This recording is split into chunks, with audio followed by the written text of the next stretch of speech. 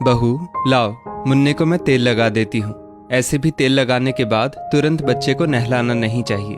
थोड़ी देर उसे धूप में खेलने दो, तब तक घर के काम कर लो, वरना फिर कहोगी तुम्हें अपने लिए समय नहीं मिलता है। घर के काम करने से नई माँ का अच्छा खासा व्यायाम भी हो जाता है। फालतू में आजकल की औरतें व्यायाम के लिए पैसे खर्च करती हैं, हमने तो कभी नहीं किया। मंजुला जी अपनी बहू रेखा से कहती है। रेखा अपने 40 दिन के बेटे को सासू माँ को देते हुए बोली, मम्मी जी, आपने वादा किया था कि अगर मैं यहाँ रही तो मुझे घर का कोई काम नहीं करना पड़ेगा। मैं तो अभी बच्चा भी नहीं चाहती थी, परंतु आपने मुझे इमोशनली ब्लैकमेल किया और मैं बुद्धू कि आपकी बात में आ गई। बहू, ये कैसी बातें कर रही हो? कौन सी ऐसी औरत होगी जो माँ बनना नहीं चाहेगी? अब तुम अपने मायके जाती तो मेरा बेटा विकास पेंडुलम की तरह यहाँ से वहां घूमता रहता। अरे सही उम्र पर बच्चा कर लेने से औरत के शरीर को इतनी तकलीफ नहीं होती। 30-40 के बाद औरतें बच्चे करती हैं, फिर अपने वजन को घटाने के लिए लाखों रुपए खर्च करती हैं। मंजुला जी बोली, मम्मी जी, वो सब तो ठीक है, पर मेरे आराम का क्या? मैंने गलती कर दी जो आपकी बात मान ली और अपने मायके नहीं गई। आप किसी न किसी बहाने मुझे काम में उलझाए रखती हैं।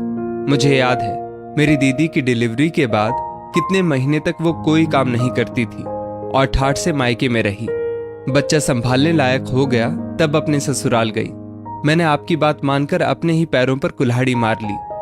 रेखा बोली, बहू, अपनी बहन की तो बात ही मत करो, बुरा मत मानना, पर अभी उसकी क्या उम्र हुई होगी, ठीक से उठ बैठ भी नहीं पाती। इतना भारी शरीर हो गया है कि जहां बैठती है किसी न किसी का सहारा लेकर उठती है। साधारण नाप के कपड़े उसे आते नहीं हैं। सोचो आगे चलकर क्या अपना ख्याल रखेगी और क्या घर वालों का। मंजुला जी बोली, मम्मी जी, मेरे हर सवाल का आपके पास कोई ना कोई तोड़ होता ही है, परंतु यही तो समय होता है जब औरत को आराम मिलता है, पर मेरे नसीब में आराम कहाँ है। इतना कहकर रेखा सूखे कपड़ों को समेटने लगी। अगले दिन रेखा कुछ मसाला पीस रही थी तो मिक्सी खराब हो गई। रेखा विकास से बोली, बिना मिक्सी के मेरा काम नहीं चलेगा, आप नई मिक्सी मंगवा दीजिए।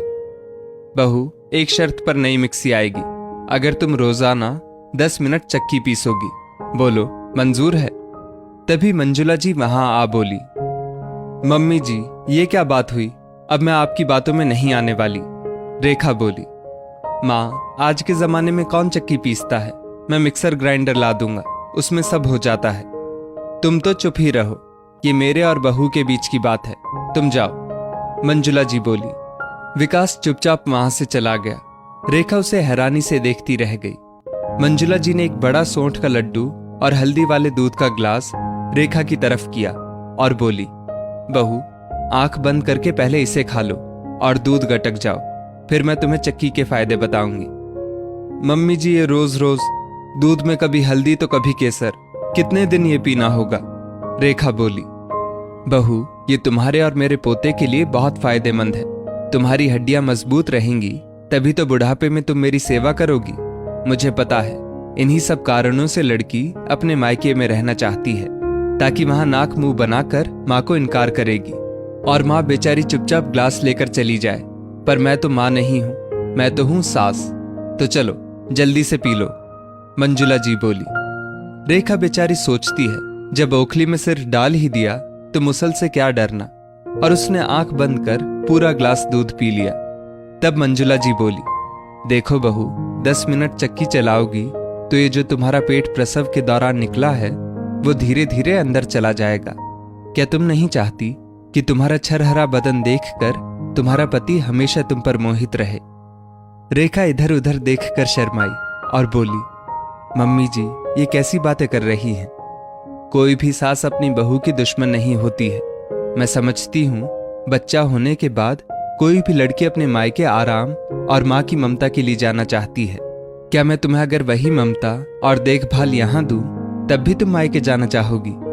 मंजुला जी बोली, जो भी हो मम्मी जी, पर आपने अपनी बातों के मायाजाल में मुझे फंसाया और यहाँ रहने के लिए मुझसे हामी भरवाई।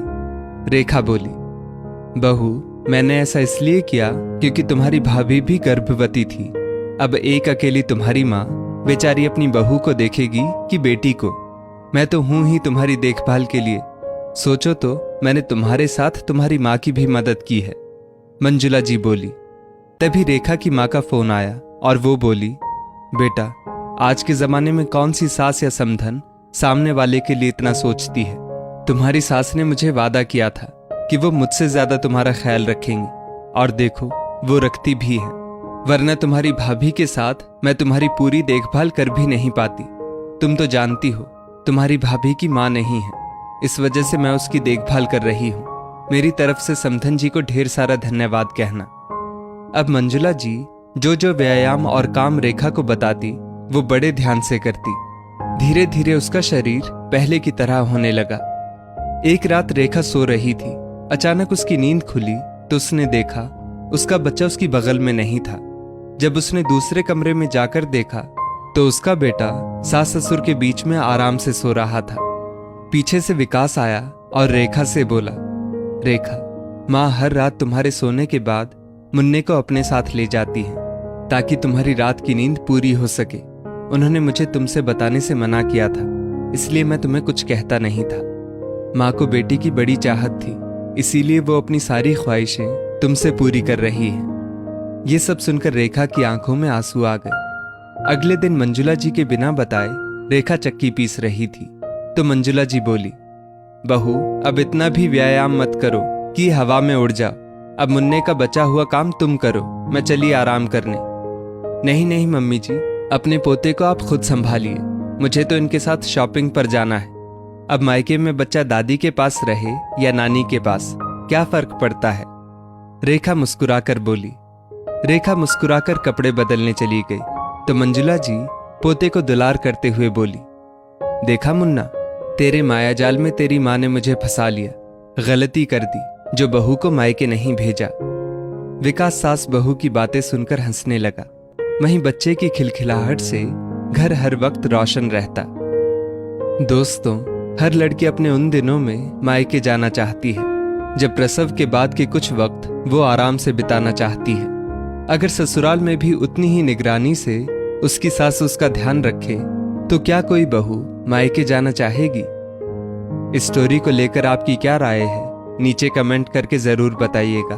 और ऐसी ही और भी बेहतरीन वीडियोस के लिए हमारा पेज जरूर फॉलो करें। धन्यवाद।